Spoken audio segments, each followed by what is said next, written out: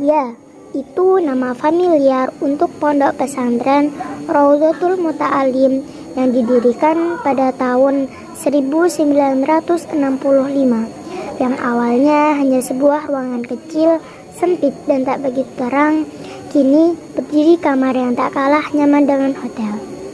Selain pendidikan non-formal, untuk zaman sekarang ini juga dibutuhkan pendidikan formal. Maka dari itu didirikanlah MTS Wali Songo pada tahun 1995. Ada lagi MA Wali Songo tahun 1998 dan SMK Wali Songo tahun 2008. Yayasan yang didirikan oleh almarhum Mbah Yai Munir dan almarhumah Mbah Nyai Sadiah. Maka dari itu dinamakan Yayasan Al Munir. Setelah Mbah Yai Munir dan Mbah Nyai Sadiah wafat, perjuangan beliau dilanjutkan oleh putra beliau, yaitu Abah Kiai Haji Muhammad Taufik Munir. Ya, mungkin sekadar itu saja yang ku tahu tentang sejarah pondok. Tapi yang pasti saat pertama kali kulihat di internet, rasanya sudah tidak sabar ingin mondok di sana. Dan setelah ku beritahu bapak ibuku, ternyata mereka sangat mendukungku. Setelah tamat SD, tanpa berlama-lama, kedua orang tuaku mendaftarkan dan mengantarkanku ke pondok. Pondok ini terletak di dalam desa yang dikelilingi oleh rumah-rumah. Saat pertama, rasanya malu, grogi, dan takut tidak sesuai dengan ekspektasiku. Awalnya pun kukira ponpes ini seperti pondok pesantren besar lainnya yang memiliki ribuan santri. Tapi nyatanya hanya sedikit anak sekolah di Madrasah Wali Songo yang tertarik mondok di sini. Saat bertemu mbak-mbak santri, mereka menyambutku dengan baik dan sangat ramah. Assalamualaikum, Dek. Namanya siapa? Ucap salah satu santriwati. Waalaikumsalam, Mbak. Nama saya Zahra. Rumahnya mana? Santriwati lainnya ikut bertanya. Rumah saya di Pasuruan. Loh, kok jauh sekali? Para santriwati terkejut saat aku bilang dari mana asalku. Aku hanya tersenyum. Suara adzan maghrib terdengar dan pengurus mengajak seluruh santri untuk berjamaah di musola dan dilanjutkan mengaji sorokan Al-Quran sampai Isya tiba. Setelah sholat Isya, dilanjut lagi mengaji kitab Ta'limul Muta'alim yang menerangkan tentang adab seorang santri mencari ilmu dengan baik. Bismillahirrahmanirrahim.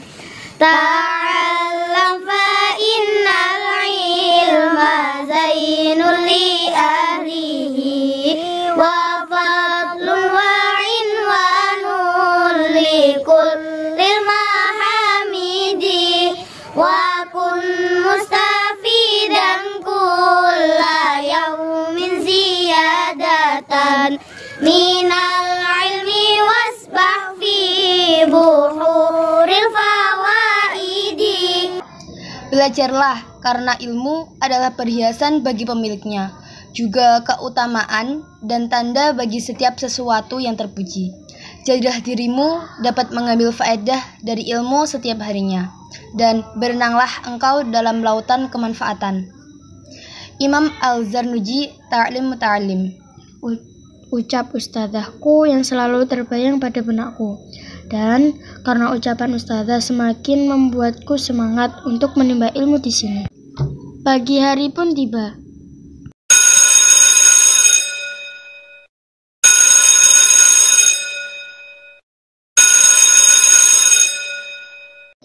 Suara bel berbunyi menandakan kita harus bersiap-siap menuju musola dan sholat subuh berjamaah. Dilanjutkan menghafal Al-Quran. Mengantuk sekali rasanya bangun pagi sembari mengantri wudhu. Ya Allah, lama sekali.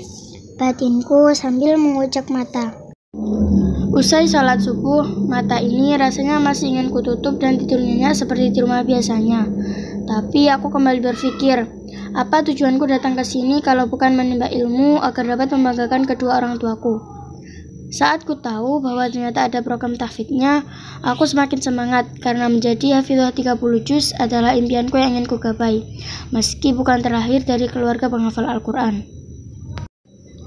Pukul 6 tepat adalah waktu selesai hafalan, lalu waktunya piket halaman.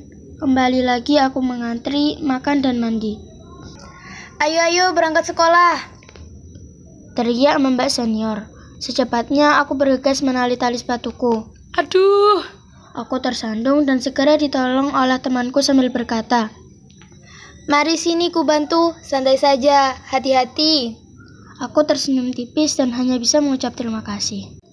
Tepat sekali, suara bel berbunyi, waktunya masuk ke kelas dan mengaji dan dilanjut pelajaran sekolah. Di Madrasah Wali Songo bukan hanya mengajarkan materi pelajaran umum, tapi juga pelajaran agama, ada juga pelajaran menjahit, teknik komputer, muhadharah, serta ekstrakurikuler yang banyak dan bermanfaat. Banyak sekali ilmu yang kudapat di sini yang belum pernah kujumpai di sekolahku dulu. Contohnya drum band. Drum band Wali Songo memang terkenal karena sering memenangkan lomba antar kabupaten. Teman-teman di sini juga baik. Awal masuk, aku langsung disapa dengan senyuman dan berkenalan maju satu persatu memperkenalkan diri. Meski banyak dari temanku yang tidak mondok, tapi kita tidak membeda-bedakan dan kita masih bisa berteman dekat. Istirahat tiba. Waktu membeli jajan, ada penjual yang bertanya padaku. "Mondok di sini?" Tanya penjual pentol. Iya, saya mondok di sini. Jawabku. "Rumahnya mana?" Pasuruan. Jawabku lagi. Sontak saja penjual itu kaget. "Kok jauh banget? Ngapain sekolah jauh-jauh? Emang di sana nggak ada sekolah lain? Kok sampai ke Bojonegoro? Di desa pula?" Aku hanya bisa tersenyum dan membatin. Memangnya gak boleh? Terus kenapa emang kalau di desa? Toh sekolahnya juga bagus. Sambil wajah datar, aku langsung pergi karena kesal mendengar ucapan penjual itu. Sabar ya, Dek. Ucap Mbak Pondok sambil mengelus bahuku. Ucapku. Rasa kesalku sudah sedikit mereda. Waktu pulang ke pondok pun, saat kita melalui para tetangga, ada dua tetangga berbisik sambil melihat kita dengan sinis, seperti tak suka melihat kita. Mbak, mereka kok ngeliatinya kayak gitu? Tanyaku penasaran. Emang gitu, Dek. Di sini kita dikelilingi oleh banyak orang yang tidak suka dengan anak pondok. Kalau kita anak pondok ngelakuin kesalahan dikit saja, mereka pasti akan menjelekkan kita berlebihan. Tapi kalau kita berbuat baik, contohnya aja kayak jamaah, tepat waktu, mengaji, disiplin waktu, mereka pasti hanya bilang, wajar anak pondok. Padahal mereka tidak tahu usaha kita sebenarnya melakukan sebaik mungkin, tapi selalu dianggap salah. Ya wajarlah, namanya orang tidak suka, jadi ya mau gimana lagi. Jawaban Mbak Nana membuatku tersadar bahwa ternyata menjadi anak pondok tak semudah itu. Selain belajar, ngaji, ibadah, disiplin, ternyata butuh kesadaran mental menghadapi hal seperti itu. Belum lagi kalau ada acara pondok, jika kita keliru sedikit, pasti akan kena marah pengurus. Tapi itu wajar karena itu salah kita. Ada pahit, manis, asam cerita di dalam pondok, tapi itu membuat semua menjadi sempurna. 6 bulan berlalu di sini, semakin malas mau bangun subuh. Ngantuk saat mengaji kitab, apalagi diterangkan oleh ustazah. Malas belajar, hafalan masih sampai itu-itu saja. Bahkan untuk membuka mushaf saja sangat malas. Rasanya ingin pulang saja main handphone, bercanda gurau dengan keluarga dan saudara selamanya. Nafsuku kuat sekali. Ditambah isu terbaru ini, katanya pondok kok nggak ada kiainya, mau gimana nasib santrinya? Iya, Januari 2019 lalu, almarhum Abah Kiai Haji Muhammad Taufik Munir pulang ke rahmatullah. Sesak tangis para santri dan keluarga mencoba mengikhlaskan beliau yang telah kembali ke pangkuan Allah. Rasanya berbeda sekali jika tiada beliau. Suasananya begitu beda. Kini berbeda dengan dulu. Tapi ini sudah takdir Allah yang tidak bisa dirubah. Setelah mendengar isu pun, aku semakin berpikir untuk boyong. Tapi aku memikirkan nasib kedua orang tuaku jika aku boyong dari sini. Karena ini sebab kemauan diriku sendiri. Beginilah ujiannya. Diombang-ambing pikiran negatif akan lanjut atau menyerah di tengah jalan.